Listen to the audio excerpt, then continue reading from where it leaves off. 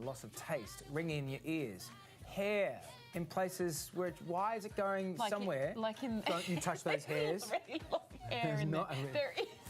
But some oddities could be a warning of more serious medical issues. So Dr. Zach Turner is here to tell us the symptoms we should never ignore. Good morning. Did you get it? I think I might have. Hey, Zach, ringing in the ears. It's not. Is it tinnitus? What if it's just light though?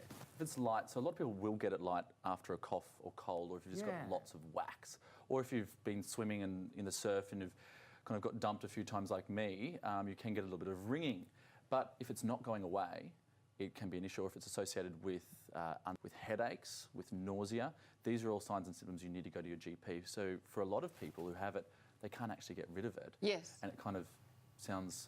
So if you've had that ringing in your ears sensation, how long should you live with it until you go and see someone? No more than a few days. Okay. If it's not improving in a couple of days, go and see the doctor. Someone. I mean, if you go and stand in front of it and go to a rock concert, we've said we're getting a little bit older. Our eardrums are not quite as good as and as buoyant as what they used to be. You might have to go see. What about losing your sense of taste? That can happen as we age, but it could also be a warning about a very debilitating disease. Exactly, and I think the important thing to know is that everybody loses their sense of taste over time. So it reduces. You start off with about 10,000 taste buds.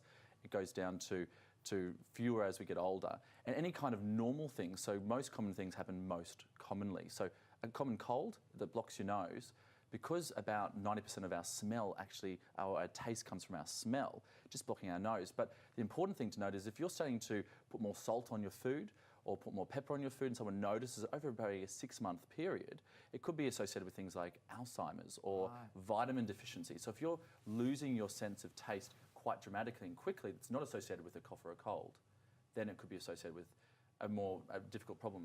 What about a bluish tinge on your nails? That could just be nice nail polish. It could be. It could actually be. That's it. No, so for a lot of people, especially in winter, you're going to get a little bit bluish tinge if your fingers get cold. And so it's associated with lack of blood or lack of blood flow or lack of oxygen carrying capacity of your blood. Right. So if you don't have enough iron in your blood, you can't carry the oxygen.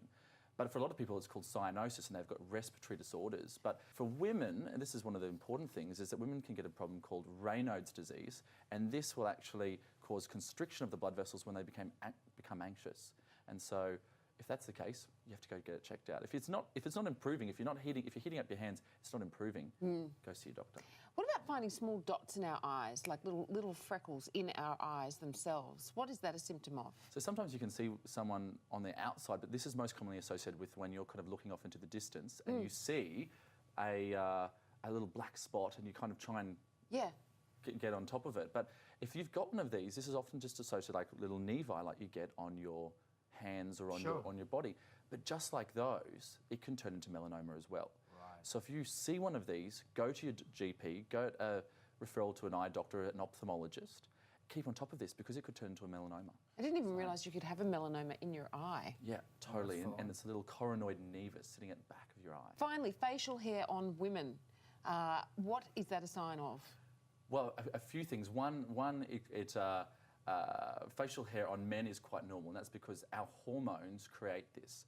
And facial women that's changing on women can mean that your hormones are changing and can be becoming a little bit more masculine. Right. And so if this is the case, and it's often associated with a disease called polycystic ovarian syndrome, not a disease, it's a syndrome of diseases. You need to go get this checked out because these are hormone imbalances, and they're not just affecting just the hair on your face, but a whole range of things throughout your body. They're preventable. Okay. They're not preventable, they're treatable, and we can get on top of it. I mean, I think a lot of guys out there would like to have a bit more sort of solid facial hair as well, but this isn't the case. I'd like less in my ears and on my back. Dr. Zach, thank you so much. If you have any concerns, go see your local GP.